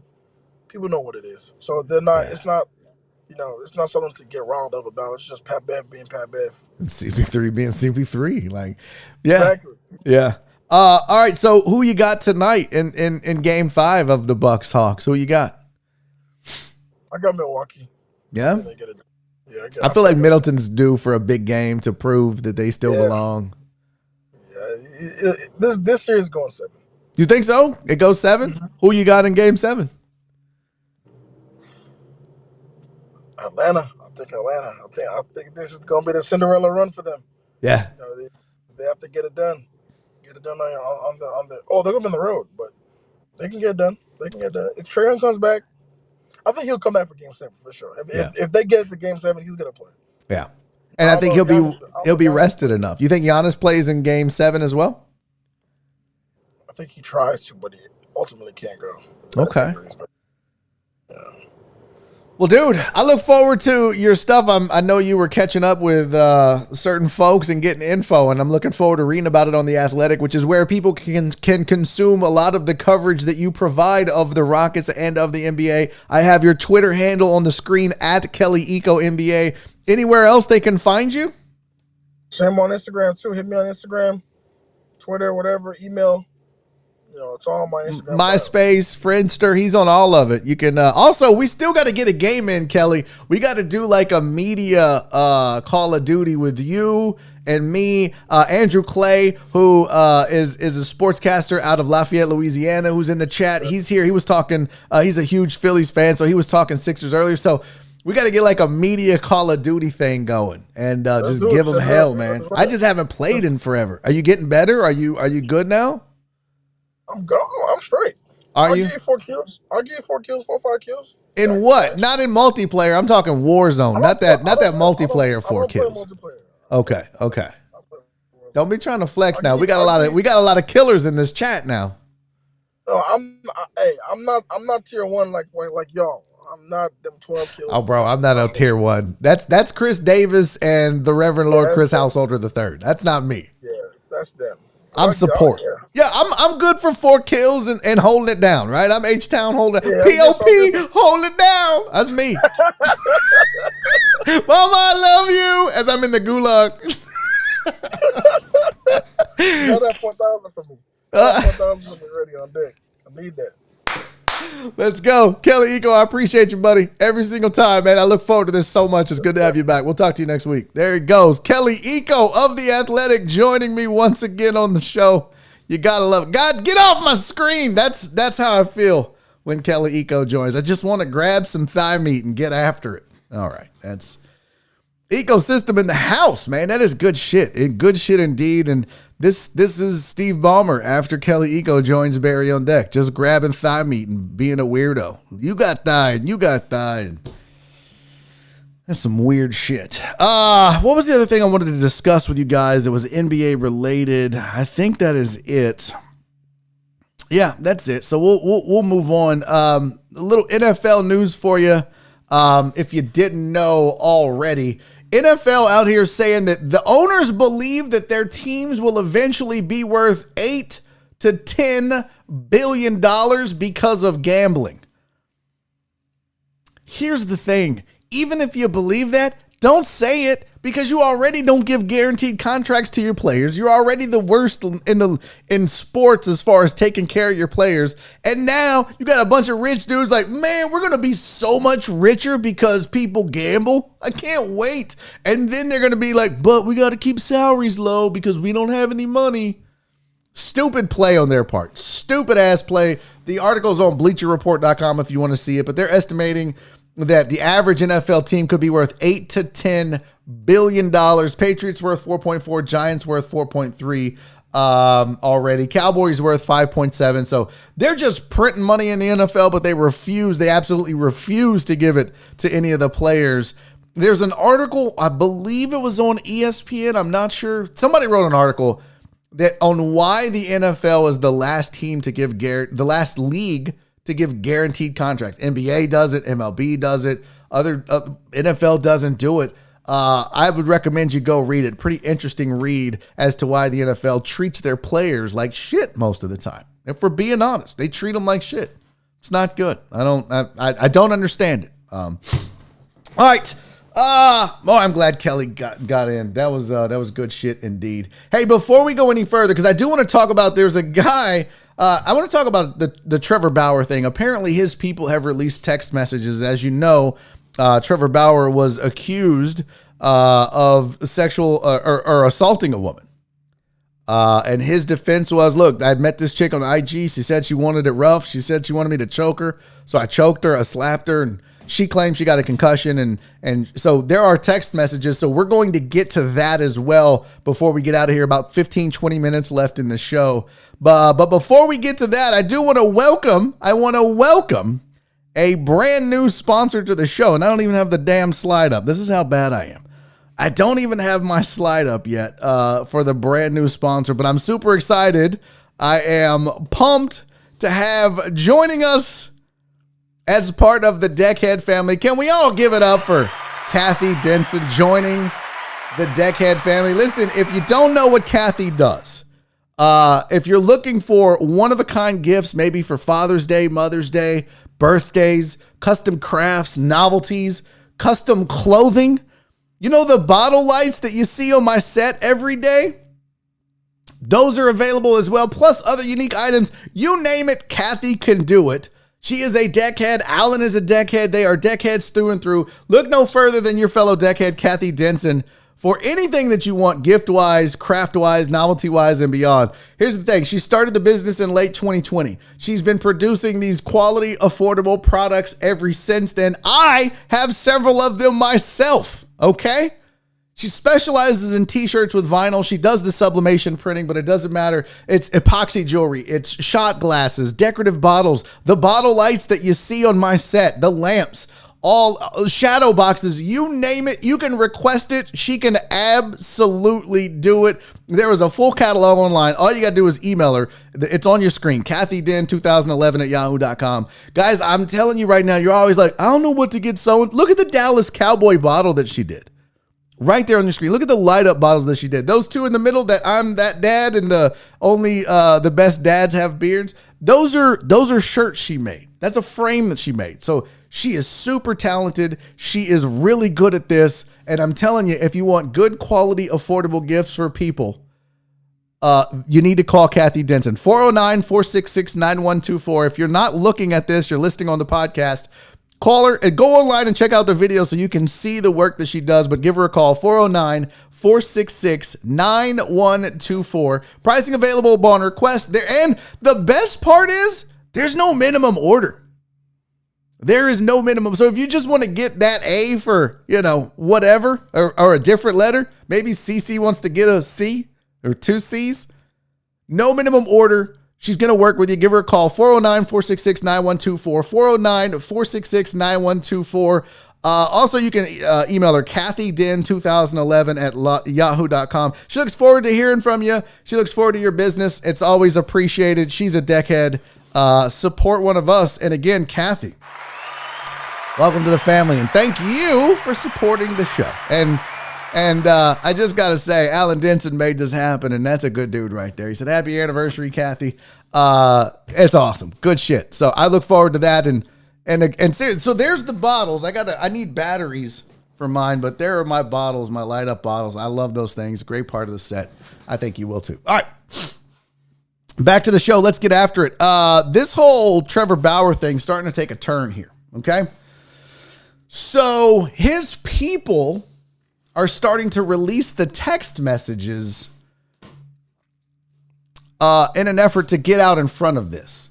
And I'm going to show them to you. I really haven't looked at them yet because I wanted to, I didn't have time, number one, but I wanted to get them out there. But here's the thing. It's interesting that his people are already releasing what could amount to evidence in the case later. I don't know if they're just like, hey, if we're going to be tried in the court of public opinion, then let's get let's get our stuff out there. Let's get out in front of this. It doesn't seem like a wise move, but let's look at some of this together. Here are 3 of the text messages. All of this is available on LarryBrownSports.com. But so here's one. It says, here's 100 nose kisses to make you feel better.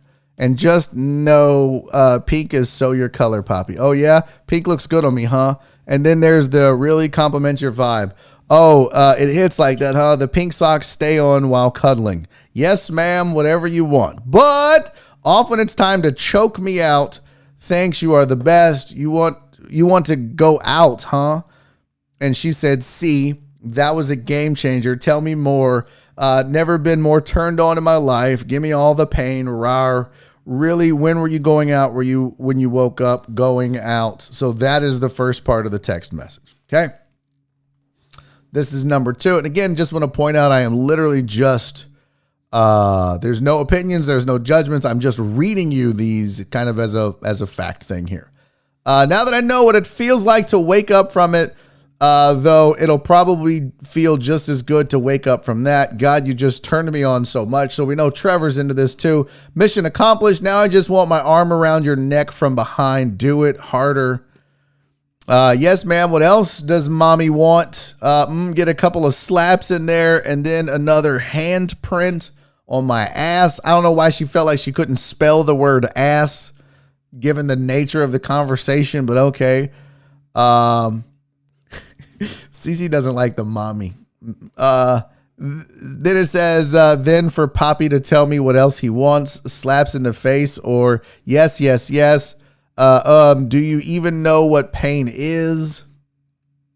This is so foreign and weird to me. I've never in my life had a conversation like this with any woman ever. I don't know. So do you know what pain is? I don't know. Try me.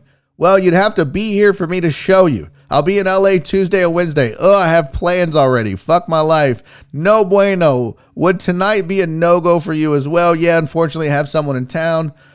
Good fucking win. Fucking needed that one. So happy for you. Hey, thanks. Do it again tonight. I'll be at the game Friday. Oh, yeah. Why? My cousin lives in LA. Hi, well, I'm pitching Saturday, or I'd have you come over after.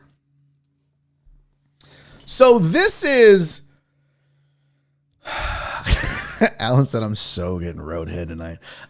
So this is the text messages that Trevor Bauer has brought forth, I guess for the court of public opinion to back up and to try to corroborate his part of the story. And if you hadn't heard, there was a female that came forward that filed charges, civil charges, and they expect criminal charges to be filed as well, that said that he gave her a concussion and that he assaulted her. And he's saying that this was all consensual. And so that's why these text messages were released. And again, I still stand by what I've always stood by. I'm going to believe women no matter what, because let's not act like it's out of the realm of possibility that something could happen and they start to play rough and maybe he's too rough and she says, stop, this is too rough. And he doesn't. All of that is on the table. All of that is a possibility. And we may never know if that were the case or not. What I do want to comment on is I think it's an interesting strategy to bring these text messages out now instead of, look, we look forward to our day in court. We're not going to fight this in the press. We're going to go forward and prove my client's innocence in a court of law where it's supposed to be done or whatever. You know, it made me think a little bit about if Deshaun, because Deshaun said that a lot of what happened in the cases where he was accused of inappropriate conduct was that he didn't do it or it wasn't, he doesn't have the kind of proof that he feels that Trevor Bauer feels he has. So I think it's an interesting strategy, and I wonder if this would be the case going forward. Right? Like, I don't think this could be the last time. I certainly don't think it will be the last time that somebody gets accused of something like this. And I don't think it'll be the last time that there might possibly be text messages or DMs or anything else that may have some sort of proof or definitive concept of what happened. Not necessarily proof of acts in the bedroom, but something that might, lead you down the path to believe that this could have been consensual. I just think this is a weird way to go about it. I really do. I feel like this might be a mistake on their part. When you do something like this, what you're saying is, look, reputation is more important than the outcome. And maybe that is. Maybe that is. I don't know. I mean, I can't say that I've ever been in this situation, and I don't know how I would react, but I feel like I would just want to fight this out in court and then go forward and say, hey, all this stuff has been entered now into public record. I'll bring it. But so, yeah, this is why I was exonerated. This is why I was found not guilty. So and so. So it's just a weird, I think he's kind of doing it backwards, but whatever. It's out. It's been tweeted.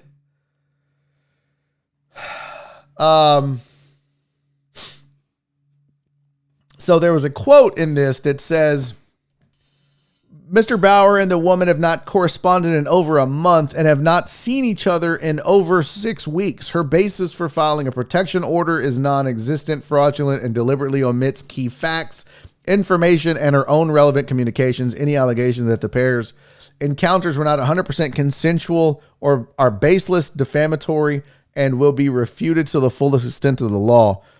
And again, I know you read stuff like this or you see those text messages, and a lot of us are going to be like, oh, well, okay. Listen, there are still things that can happen in that bedroom that maybe go too far. So don't jump to conclusions. Always believe women. I just think this is an interesting strategy on their part. We'll see if it pays off. CC. Their safe word was mad bum.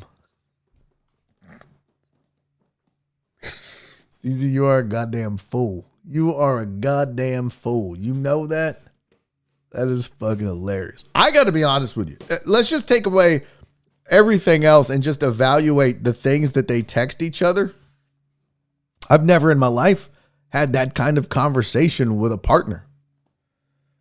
I don't know how I would react. I'm going to be honest. And I'm not going to talk about Nora because I will not get on this show and talk about my sex life with my wife.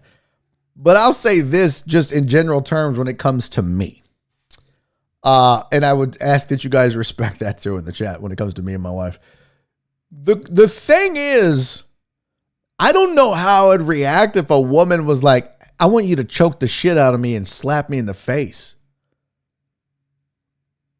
I'd be like, I don't want to do that. That seems aggressive. I don't know that I could do it. I'd be like, I don't think I'm the right guy for you. That's a lot of violence. I'm a lover. I don't want to be aggressive like that. Well, can I choke you? No. I don't want you to slap me. I don't want you to choke me. I don't want you to say mean shit. I don't want any of that. I think I'd be like, you know what? No. I think I'm out. Bro, I have never in my life, look, Justin's like, don't knock it till you try it. First of all, that wasn't the message I clicked on Ecamm Live. You put it up there. First of all, yeah, I'm not choking anybody or slapping the shit out of anybody. Second of all, if anyone chokes or slaps the shit out of me, I'm going to be pissed. You want to talk instant boner kill. Instant. You might No. How do you reconcile? Like, how do you find those people? Is that just a conversation you have to have? Because I feel like if I was single and dating and I met a chick and she was like, hey, I want you to slap the shit out of me. I'd be like, well, it's nice knowing you. I'm not a slap the shit out of you kind of person in bed. I'm not a choke the shit out of you kind of person in bed. If that's what you're into, great. I'm not into that. I mean, I would like, tell me you like my jokes. That's a turn on. Be like, oh my God, you're the funniest person I know. Boing! Fucking instant boner. Like, not be like, hey, yeah, I want you to be, shut the fuck up. What? Oh my God, why'd you just slap me, lady? Why the fuck did you slap me? No, I don't need that. I don't want that. Yeah, see, Donna said each their own, but not for me. I'm with you. That is some weird shit. I'm not saying it's wrong. It's just weird to me. Does that make sense? It's like any fetish out, like the BDSM. We talked about this yesterday with the fucking gags and the whips and I don't want pain with my sex. I don't want it. I just want to snuggle and just hold me, please. Joe Pro, he said, I just dropped in to say hi, like, leave a comment, and put some Dans in your mouth. Gotta go. Love you, Joe Pro. Thank you, buddy. Very much appreciate you being here, my friend. Hey, before we bounce, gang, listen. I just like being the tallest man on earth. Damn it, I didn't do weight loss challenge. God damn it. We'll do it tomorrow. We have to. But I have a contest running thanks to Eric Resendez. If you want in on it. You can win 2 tickets to the Dynamo. It's very simple. If you want to get in on this, if you're listening on the podcast, if you're watching right now, by the way, if you're watching and you haven't subscribed to the channel, please do so. If you haven't given the video a thumbs up, please do so. We got 42 people in here, 37 likes. Can we get to 40 likes, people? Can we get to 40? I know we can get to 40. Somebody else dropped. God damn it. Please get us to 40 likes. That's nothing. It's been a slow day today. I think people are sick of my shit. But if you want to win Dynamo tickets, courtesy of Eric Resendez, all you have to do is find my tweet on Twitter, the Barry on Deck Twitter, retweet it, and then make sure you're subscribed to this channel. We're going to do a drawing tomorrow around this time for the winner, and you will win 2 tickets to go watch the Dynamo play FC Cincinnati Saturday, July 3rd. Going to be a good time, so make sure you enter that. All right? If you have questions, just hit me up. It's super easy to enter. Hey, as always, I want to thank you guys for tuning in to Barry on Deck. It is brought to you by the AP Law Group. If you have been injured in an accident, hit by an 18-wheeler, or just don't know if you have an opportunity for a settlement, give them a call, 713-913-GO-AP. It's just that simple, and I appreciate them being here. Hit that like button on the way out. Oh, you got me to 47. I love you guys so much. So much. Thank you, Shelby, for your kind words. I still hate AR Platinum for the next 3 minutes. Hey, I love you all to death. Thank you so much for tuning in and being here and supporting this show. Manny, buddy, thank you for your generosity today. Very much appreciated. Thank you all for your super chats and your continued support of this fledgling YouTube fuckface as we try to figure this out. Until tomorrow, where, fingers crossed, we're joined by Jerome Solomon once again. I am going to go enjoy a nice anniversary meal with my wife. And tomorrow, it's her birthday. Hey, thank you guys so much. I appreciate you. I love you. I'll see you tomorrow. Do me 3 favors until then. You know what it do. Be safe. Be kind. And most importantly, love each other. I'll see you guys tomorrow. Oh, God damn it, Alan Denson. Thank you for the $20 super chat, my friend. That was very unnecessary, but I love you. Donna, thank you so much, sweetie. Cece, I love you. I'll see you guys tomorrow. You're the best, Alan. Mwah! I just kissed a man, and I'm all right with it.